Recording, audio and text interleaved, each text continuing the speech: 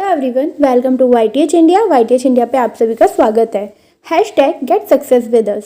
This is Simran and आज हम लोग AWS की क्वेश्चंस को डिस्कस करेंगे जो कि टीचिंग मैथडोलॉजी के क्वेश्चंस हैं। समथिंग 10 क्वेश्चंस होंगे जिन्हें आज हम डिस्कस करेंगे एंड ये आपके प्रीवियस ईयर बेस्ड हैं तो इम्पॉर्टेंट भी हैं आपके 19 एंड 20 को जो एग्ज़ाम होने वाला है उसके लिए। आपको आज का सेशन कैसा लगा प्लीज़ कॉमेंट्स में बताइएगा। सो before we begin, please like, share and subscribe our channel and press the bell icon.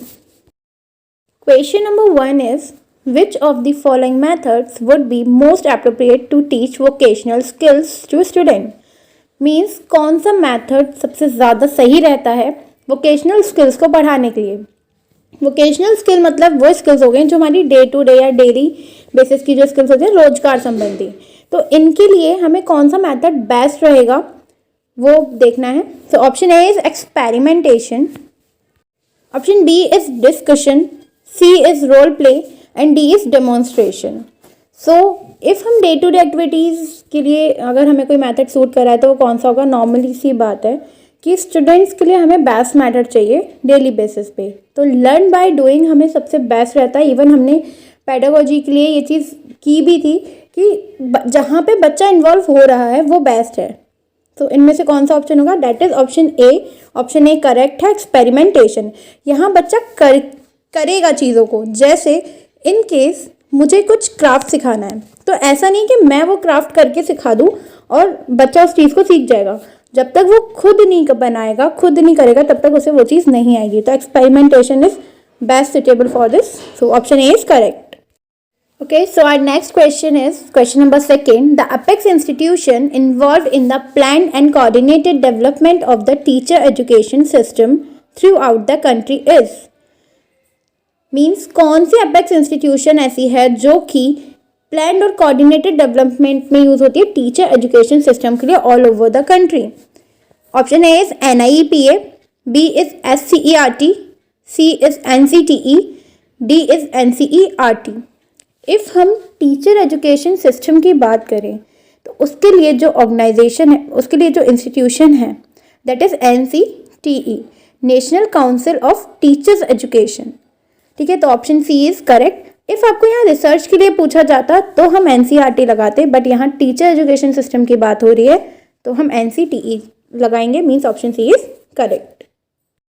Now question 3 is which educational psychologist believe in the fact that all children have the potential to learn। Means कौन से educational psychologist है ऐसे जिनका मानना था कि सारे ही बच्चों के अंदर लर्न करने की कैपेबिलिटी होती है, मीन्स पोटेंशियल होता है कि वो सीख सकते हैं। तो कौन थे?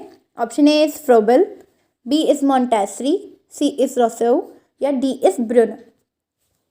इसमें जो है हमारा option A means Froebel is correct answer और ये बिल्कुल फैक्चुअल क्वेश्चन था। मीन्स इन्होंने ही ये बोला है कि पोटेंशियल होता है सभी बच्चों में लर्न करने का, मीन्स सब बच्चे सीख सकते हैं। Next question is question number 4, which of the following is not a feature of non formal organisation. Means इसमें आपको नॉट बोला है और जब भी नॉट की बात आए तो उसके लिए आपको एक स्टेप अवेयर हो जाना है, बिकॉज यहाँ पे इन्होंने पूछा है कि नॉन फॉर्मल ऑर्गेनाइजेशंस जो होती हैं, एक तरह से मैंने डिस्टेंस लर्निंग वाली चीज़ बोल सकते हैं, तो उनका फीचर कौन सा नहीं है। Option A is there is no specific goal, means उनका कोई स्पेसिफिक गोल नहीं होता।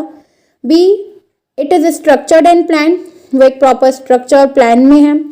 सी means of this education are correspondence courses, television, seminars etcetera. Means इनके जो एजुकेशन के मीन्स हैं वो काफ़ी सारे हो सकते हैं, लाइक ये लोग कोर्सेज प्रोवाइड करा सकते हैं, television, seminars and all.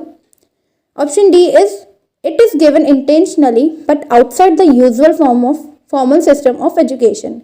means ये intentionally provide की जाती है but formal system of education के outside ये रखी जाती है, means उनका another part जो होता है। तो इस केस में जो हमारा ऑप्शन है that is option A, there is no specific goal। ये वाला ऑप्शन सही हो जाएगा क्योंकि इसमें गलत पूछा है तो गलत वाला ही सही हो जाएगा, बिकॉज ऑप्शन ए जो है ऐसा कुछ नहीं होता। इसमें नॉन फॉर्मल एजुकेशन जो है लाइक डिस्टेंस लर्निंग की जो होती हैं, इग्नू वगैरह हैं, तो उसमें स्पेसिफिक गोल नहीं होता, ऐसा नहीं कह सकते। हम कोर्सेज तो करते हैं ना, वहाँ से पढ़ते तो हैं। हाँ, स्ट्रक्चर और प्लान होती हैं, उनका एजुकेशन के means television, seminars and all भी होते हैं, कोर्सेज होते हैं। डी वाला भी करेक्ट है बिकॉज वो फॉर्मल सिस्टम नहीं देते, मीन्स आपको एक प्रॉपर कोड ऑफ कंडक्ट नहीं फॉलो करना होता, बट इंटेंशनली वो चीज़ करवाई जाती है। तो ये ऑप्शन बी, सी, डी तीनों ही करेक्ट है in case of non formal organisation, sorry education. तो there is no specific goal वाला जो ऑप्शन था ये गलत है, तो यही सही है। मीन्स इनका एक प्रॉपर गोल होता है, वो आपको कोर्सेज करवा रहे हैं, तो option A is correct. Next is question number 5th, learning by doing is important as it, करके सीखना इम्पॉर्टेंट है, कैसे? Option A is create interest among children, बच्चों में एक रुचि पैदा करता है, इंटरेस्ट जगाता है। Option B keeps children busy, बच्चों को बिजी रखने के काम आता है। Option C helps to maintain discipline, discipline create करने के काम आता है। या फिर option D promotes meaningful learning, ये मीनिंगफुल लर्निंग को प्रमोट करता है, प्रोत्साहित करता है। या ओके, सो इसका ऑप्शन जो होगा option A is correct, means it creates interest among children, ये बच्चों में इंटरेस्ट क्रिएट करता है। बिजी रखने के लिए लर्निंग बाय डूइंग की कोई ज़रूरत नहीं है, ठीक है, और हमें बच्चों को बिजी रखने के लिए ही नहीं पढ़ाना होता specially. Next is helps to maintain discipline, उसके लिए भी इसका कोई मतलब नहीं है। प्रमोट मीनिंगफुल लर्निंग भी हो सकता है, but create interest among children is better, because बच्चा जब तक खुद नहीं करेगा ना, उसे इंटरेस्ट नहीं आएगा उस चीज़ में। जब वो खुद करता है चीज़ों को, अपने हाथ से चीज़ों को करेगा, तो वो सीखेगा भी और उसे इंटरेस्ट भी आएगा। तो ऑप्शन ए create interest among learning best है, और यही करेक्ट है। Question 6 is which of the following is not characteristic of a good question, means कौन सी एक कैरेक्टरिस्टिक नहीं है एक अच्छे प्रश्न की। तो यहाँ पे भी नॉट है, तो मीन्स जो गलत होगा वही सही होगा। सो option A is simple and concise, means जो क्वेश्चन होगा वो सिंपल लैंग्वेज में होना चाहिए और कंसाइज होना चाहिए, ठीक होना चाहिए। Option B is leading, C is definite in response, एक करेक्ट जो रिस्पॉन्स आना चाहिए उसमें हो वो क्वेश्चन, मीन्स एक करेक्ट रिस्पॉन्स जिसका हम दे सके। And D is clear in statement, statement clear होनी चाहिए। तो इसमें जो ऑप्शंस हैं वो बी, ऑप्शंस में से बी वाला जो है वो ही सही है, बिकॉज वो गलत है। क्वेश्चन सिंपल कंसाइज होना चाहिए, डेफिनेट इन रिस्पॉन्स भी ठीक है कि एक करेक्ट जो रिस्पॉन्स चाहिए उसमें आना चाहिए। क्लियर इन स्टेटमेंट भी क्वेश्चन होना चाहिए, हमें समझ में ही नहीं आएगा कि क्वेश्चन पूछ रहा है तो हम आंसर कैसे करेंगे। तो ये तीनों ही ठीक है, बट लीडिंग नहीं है, क्योंकि लीडिंग मतलब होता है एक अलग दिशा की ओर ले जाना। तो अगर क्वेश्चन आपको उस पर्टिकुलर पॉइंट से ना रिलेट करते हुए कहीं अलग लेके जा रहा है तो ये चीज़ गलत है। क्वेश्चन में लीडिंग नहीं होता, एक अच्छा क्वेश्चन लीडिंग नहीं होता, means option B is correct. Question 7th is which psychologist is famous for his pioneering work in classical conditioning, means कौन से साइकोलॉजिस्ट जो थे वो बहुत फेमस रहे हैं अपने क्लासिकल कंडीशनिंग के वर्क के लिए। क्लासिकल कंडीशनिंग के नाम से ही हमें क्लिक हो जाता है कि कौन है, बट हम ऑप्शन फिर भी पढ़ेंगे कि option A is John B Watson, B is Sigmund Freud, C is Ivan Pavlov, या फिर D B F Skinner. As we all know कि क्लासिकल कंडीशनिंग की थ्योरी जो थी वो इवन पावलव ने दी थी, मीन्स इन्होंने वही कुत्ते पे जो एक्सपेरिमेंट किया था, मीन्स उसकी जो कंडीशनिंग की थी कि बेल रिंग होते ही वो सेलिब्रेशन स्टार्ट कर देगा। तो ये जो थ्योरी थी ये क्लासिकल कंडीशनिंग की इन्होंने ही दी थी, इवन पावलव ने। 1904 में इन्हें नोबेल प्राइज भी मिला था इसके रिगार्डिंग डाइजेशन पे जो इन्होंने वर्क किया था उसके लिए। So option C is correct. Question 8th is which of the following is the best technique of teaching at primary stage, means कौन सी टेक्निक बेस्ट रहती है प्राइमरी स्टेज के बच्चों को पढ़ाने के लिए। एज वी ऑल नो कि प्राइमरी स्टेज या प्राइमरी लेवल का जो बच्चा होता है मीन्स वो 1st to 5th ग्रेड का होता है, और इसके लिए कौन सी टेक्निक बेस्ट है। Option A is practical training, B is blackboard and chalk training, C is self learning and D is game teaching. तो प्रैक्टिकल ट्रेनिंग तो नहीं, ठीक है, blackboard and chalk training को हम लेक्चर मेथड भी बोलते हैं, और लेक्चर मेथड कभी भी 1st to 5th ग्रेड के लिए अच्छा नहीं होता है, या बड़ी क्लासेस के लिए अच्छा होता है। सेल्फ लर्निंग तो ये भी गलत है, सेल्फ लर्निंग इसलिए गलत है बिकॉज ऑफ अगर बच्चा खुद से ही पढ़ लेगा तो वो स्कूल क्यों आ रहा है, टीचर्स की क्या नीड है, वो घर पे भी पढ़ सकता है, तो ये भी गलत है। Best is option D, means option D he correct है, दैट इज गेम टीचिंग। जिसको हम प्लेवे मेथड भी बोल सकते हैं। और मतलब हमें इसमें बच्चों को खेल खेल में सिखाना होता है, तो मतलब खेल खेल में अगर बच्चे को सिखाया जाएगा तो अच्छे से सीख सकता है इस चीज़ को, इसीलिए किंडरगार्टन और मोंटेसरी मेथड बच्चे के लिए दिए गए थे। So option D is correct, game teaching.